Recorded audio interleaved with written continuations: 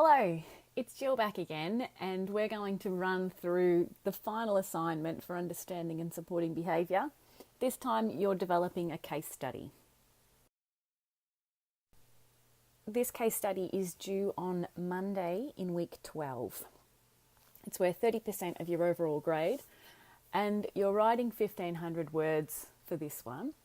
And the plus or minus 10% means that you can go as high as 1,650 words before we need to stop reading your work.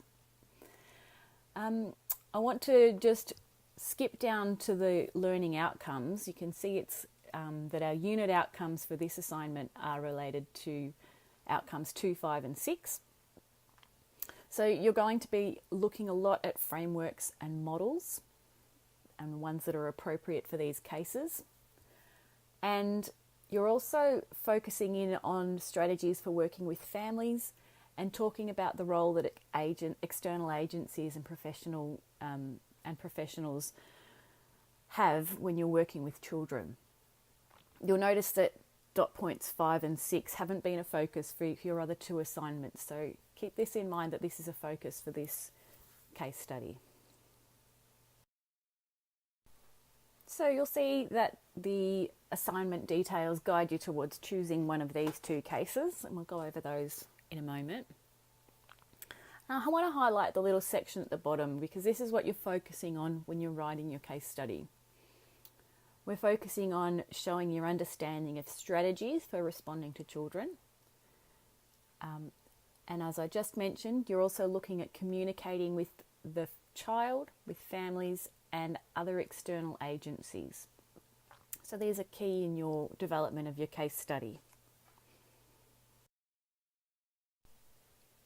And these are the steps that I would take if I were going to develop this case study. I'd choose the case, I'd work through the tips and the templates which are provided for this assignment. Then I would write my case study, and finally I'd review the rubric and make sure that I've covered everything that I'm being graded on. Now, before I get too far down the track, I want to review some of the terms that you'll see throughout this assignment overview and the rubric. So you'll see terms including theory, framework, model, strategies, and approach. You'll also see these terms through our learning materials, and sometimes they're used interchangeably with strategies, procedures, interventions. We just want to make sure that you've got an idea of what these terms can mean. So let's start with theory up the top of that pyramid. Theory should inform your framework and your model, and based on your framework and your model, you'll choose strategies, approaches, interventions and procedures that you'll be undertaking with your students. So that's why I've placed this in a triangle here to show that that the theory impacts on the framework and the framework impacts on your strategies and your approaches. So then moving across to the examples in red, theory you'll be really familiar with by now. You know that that's some of the theories that we've addressed in this unit, including behaviourism, ecological systems theory, sociocultural theory. You know those ones, you've got that under control. So make sure that you're focusing on those same theories for this assignment that we've covered in the previous assignments. When you're talking about framework, you'll see that there are two types of frameworks covered in our unit. There's policy frameworks, which we're looking at in week 8, is it? The policy frameworks are things like Australian curriculum, early years learning framework. Schools develop their own policies. Governments, including state and national governments, develop policies as well. And these are referred to as frameworks. You'll also see behavioural frameworks in our learning materials. So, for example, in week 1, you'll see that Bronfenbrenner is referred to as a conceptual framework. Another framework might be positive behaviour. That's a framework or a model in which we shape our practice under. So don't let it overwhelm you. Frameworks are just this overarching frame that that shapes our strategies and our approaches, our teaching and our practices. And of course that drops us down to the final level, and that's the focus of this case study, is naming some strategies, some interventions, some procedures or approaches. Use all these terms interchangeably. This is just the practice that you're putting in place. And some of the examples that you might see in the learning materials might be circle time, which is explored in one of the weeks. Restorative practices might be a strategy. The ABC, antecedent behaviour consequence, is reviewed in one of the weeks. We also talk a lot about the learning environment that we're developing for our students. So this would be an approach or an intervention, how you shape your learning environment. Routines are discussed. There's all sorts of different strategies that you could bring into play. And just focus on this idea of strategies being the things that you're going to do with your child, with your student, to support their behaviour. So with that in mind, let's look at which cases we can base our case study on.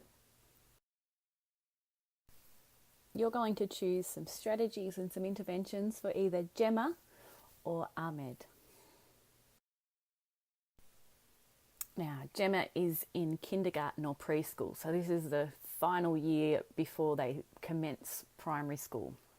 And different states call this different names, but thinking of that year before primary school. Gemma has been displaying some behaviours. She's been upset, she's not listening, she's had outbursts, she's physically struck out at children by punching and kicking and pinching and running away. So you can see that I've highlighted some of the behaviours that Gemma has been displaying. You'll need to make sure that you focus on these behaviours and that you name some of them inside your case study. Down the bottom, it talks a little bit about the things that Gemma has, things that you'll need to consider when talking to Gemma's family. So you can see that you've been trying to engage with her family, but are not having any success. One of the focuses of this case study is talking about ways that you can engage that family, and ways that you will some strategies that you'll put in place to reach out to them and work together with the family. And option 2 is Ahmed. Now he's a 7-year-old child, so I guess you're looking at grade 1 or grade 2. He started to become withdrawn, so there's a behaviour. He appears isolated, doesn't play with children, so you're thinking about what does this look like? What are Ahmed's behaviours that you can see and hear? He remains quiet, he doesn't appear to contribute. And you've seen these things happening, but when you speak to the family about it, they haven't seen the issues. So you need to think about how you can address this with the family. You've seen 2 different things, you've got different perspectives on Ahmed's behaviour. How can you come to a consensus, and how can you work together to support him?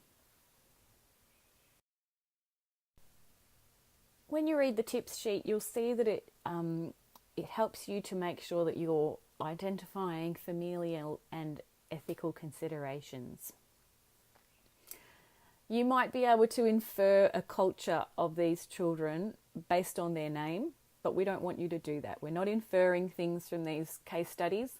We're basing them on the brief and very not much detail on what we've got about these children. It's mostly on their behaviour. So please don't infer cultural considerations. Just focus on how you're going to support these families ethically and how you're going to work together with them to bring them onto the same page as you. Okay, so you've chosen a case. You've decided which child you're going to talk about. The next step is to work through the tips and the template which are provided for this assignment. I'll just start off by saying that the tip sheet and the template are designed to support you in writing this case study. We're aware that some of you might not have written a case study before and that you might need some extra support on how to develop your case study. So the template sheet has some guiding questions which will help you to make sure you're thinking about the right ideas, the right questions, and that you're focusing in on those key areas of strategies and family and external agencies and policies. That's what those questions will be shaping your thinking around. The chip sheet has been developed based on areas that students have struggled with in the past. So hopefully this will just help to support your thinking and to make sure that you don't slip into any misconceptions along the way. Always come back to the rubric because we're marking you on the rubric based on what you need to put into your case study. So these will support your thinking and hopefully help you developing your drafts.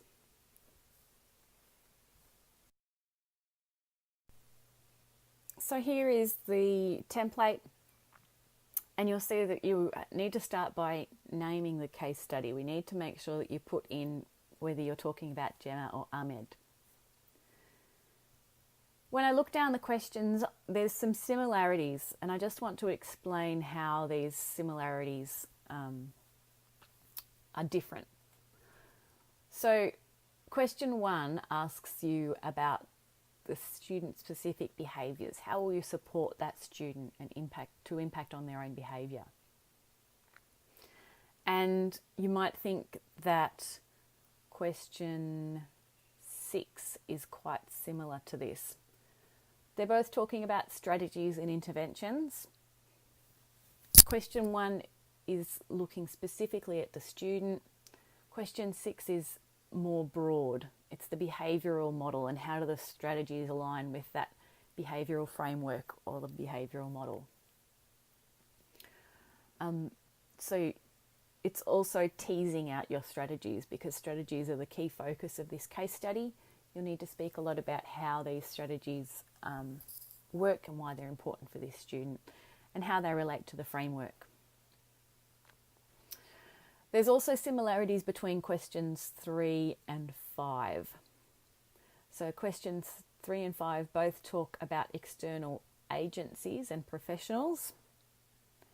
Question 3 is more focused on the practicalities of how do you involve those professionals, while question 5 is more about the state and national, how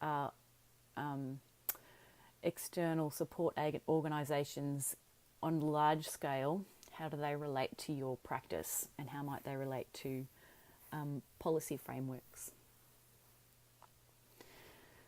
So you're going to work through these questions, thinking through what have you learnt so far, how do you relate the policies and frameworks that you've been learning about to your case study. And once you've written out this template, this gives you the first draft of your work. It gives you the bones of what you're going to respond to in your case study, and you'll be able to use this to shape the way that your case study is written. So of course that moves us on to step 3, writing your case study. I'll just take a break for a second and look at the big picture of what is a case study. You see case studies used in university and in industry when you want to demonstrate a response to the complexities of a real life application. So it's all well and good knowing theory and understanding policy and having a list of strategies. The complex part is bringing that all together and applying it, seeing the ways that they interact with each other and thinking through possible challenges along the way. In this case, it's also a plan for action. We want you to outline how you would address the problem, the behaviours that Gemma and Ahmed are displaying, and outline how you would act to support that student. With that in mind, you're going to write out some details about the behaviours, some ideas about strategies. You're going to talk about how those strategies are based in theory and conceptual frameworks and policy frameworks. And you're going to talk through some of the challenges that you might face with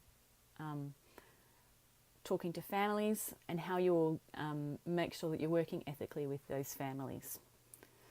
It's going to be a series of paragraphs. You're going to write your case study as a series of paragraphs, and you can use the template questions and address those, but you might find it easier to simply shape your own writing and base it on the ideas that you've developed through that draft.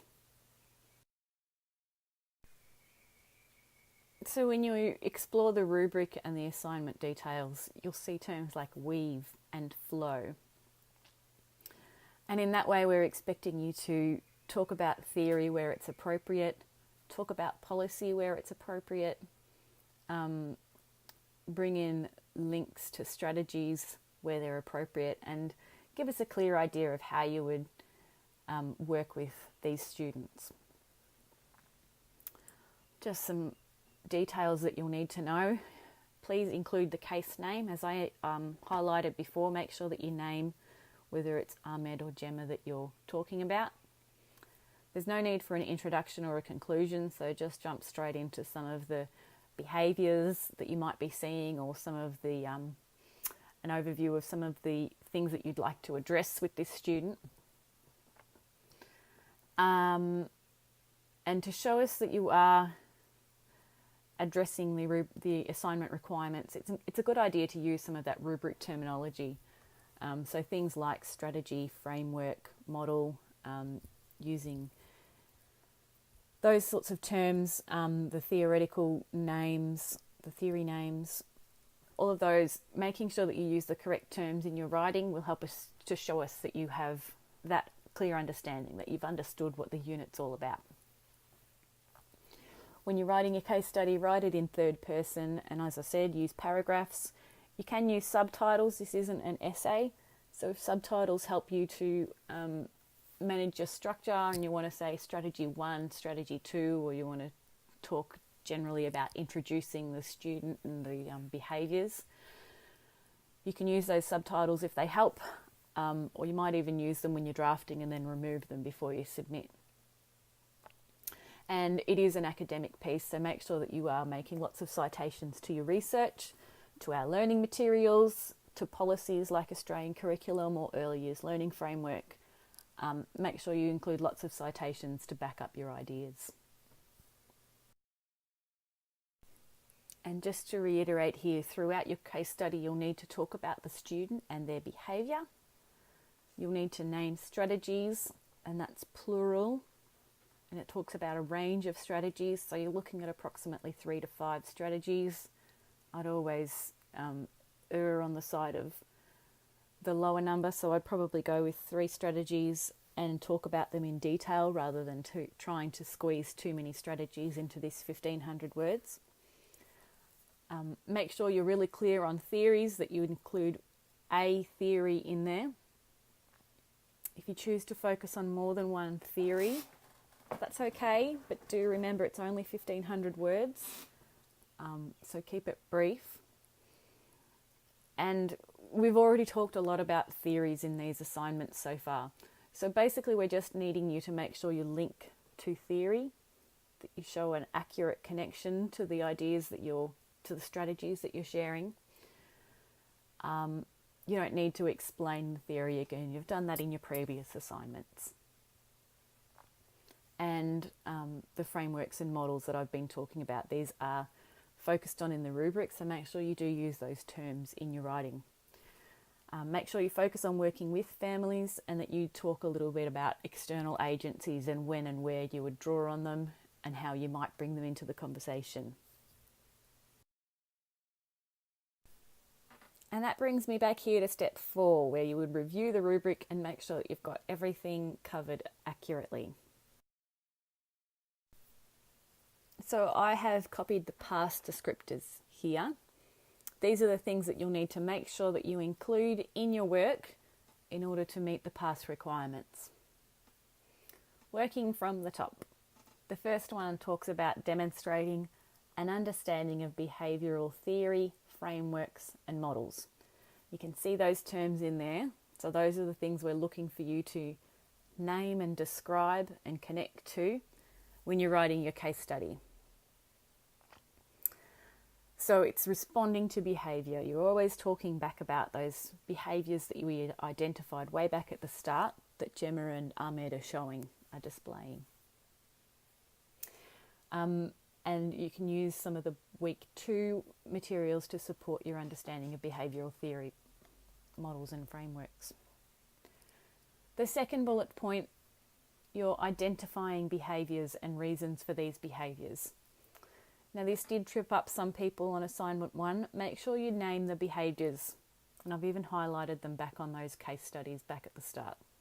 Make sure you're including some of those behaviours that you're seeing Gemma and Ahmed do inside your writing. And when you're analysing the reasons, you can look at the weeks 1, 3 and 4 materials which talk about why these behaviours might be occurring.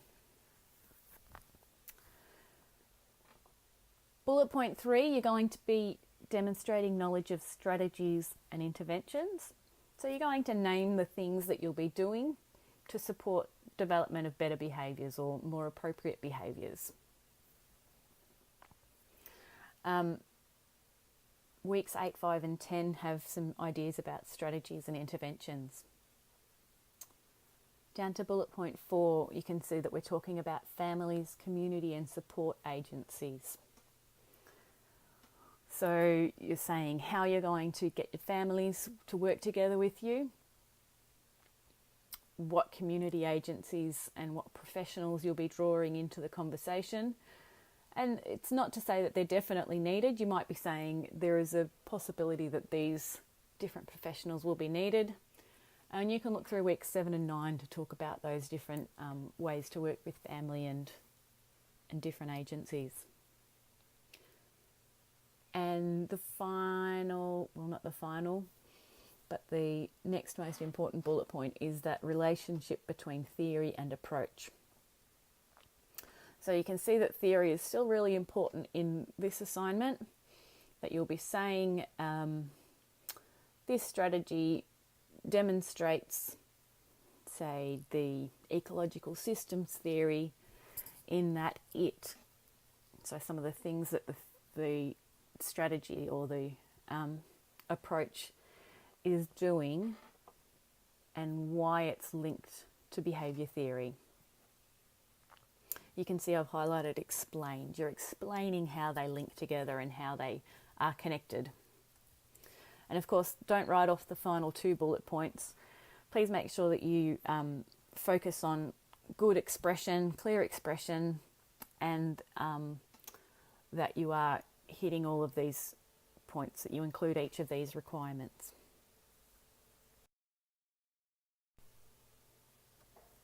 So now that I've filled your brain with all the little details, let's just step back and take a look at the big picture again. Over the course of this unit, we're looking at focusing on these unit outcomes, applying the theoretical frameworks and creating strategies for working with families. That's your big picture for this assignment, to make sure that you can show you can do those things. And when we assess your work, we're thinking, how well has this student demonstrated these things? We're thinking, have you shown us that you understand behaviour? So make sure you do name those behaviours, make sure you link them to some reasons, and make sure that the strategies then link back to the same behaviours. There's no point in giving us a strategy that's going to help with a behaviour that's not shown. Make sure that you're thinking critically about the case study. So I guess you're thinking, what could be some weaknesses with the strategies that I've shown, how could I overcome those weaknesses. You're thinking critically about ways that you can interact with the families. You're thinking critically about the policies that you need to be following and how you can address those. And make sure that your strategies are applicable for classroom practice. So you are working together with families. Make sure they're things that you can achieve in a classroom. Make sure they're things that you would be doing with families. It doesn't mean it has to be inside a classroom, but it does mean it needs to be something that a teacher would be likely to be implementing. Okay, so make sure you're thinking just on the big picture of what am I trying to show for this assignment, because that's what we're looking for. So just heading back to the assignment overview again, as per usual, we'll be submitting via Turnitin, and you can use that template with the Swinburne heading on it, but all we really need is your case study details. So let's have a look at how you might format it.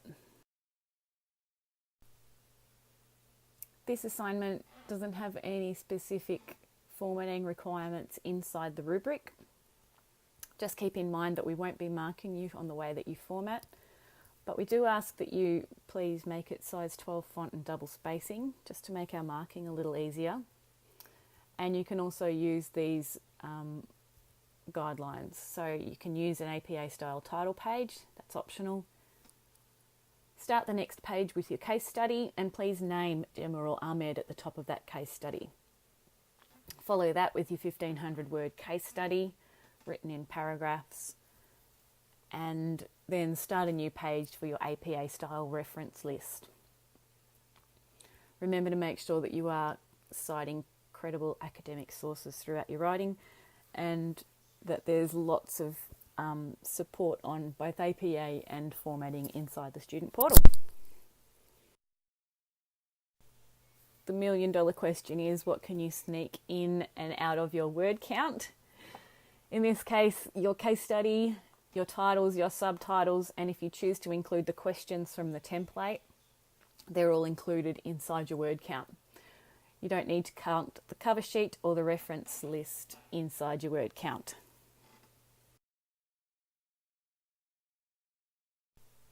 All the same rules apply for extensions. If you only need a little time, please email your e-learning advisor. For more than 48 hours, please submit an extension request through the student portal. I do need to let you know that we have fairly strict guidelines on extensions for assignment 3. We have quite a tight turnaround between marking your assignments and submitting our grades. So if you do need a little longer, please make some clear details about why you need that extra time, and we'll support you where we need to. Please do make use of all the support services we have available for you. I think Studiosity would be a good one for this assignment because they'll be able to give you feedback on your academic writing, and also you could ask them about it being a case study format and how well you've addressed that. So do think about getting your draft off to them. They get back to you within 24 hours. Pop all of your questions towards your ELA about the content, questions about terminology, and questions about whether you've got the right ideas popping up. And remember that the student advisors are really helpful for things like referencing, for questions about submissions. If you're having trouble with anything technical, you can always live chat with them, give them a call, or talk to them via email. So that's it from me for now. We're going to be joining you in our live collaborates, where we will talk through the cases a little more. We'll brainstorm some strategies. We'll chat about some theories and frameworks and the ways that you can link these into the strategies that you're choosing. With that in mind, we really would love it if you could have an attempt at just mapping out your strategies before you join into the collaborates, or drafting out some ideas, or even filling in those questions on the template. If you've already started to attempted to start this assignment, then you'll have a better idea of the questions that you need to ask in the collaborates, and hopefully that'll make them a lot more meaningful for you. So thanks for listening in. Looking forward to seeing you soon. Thanks.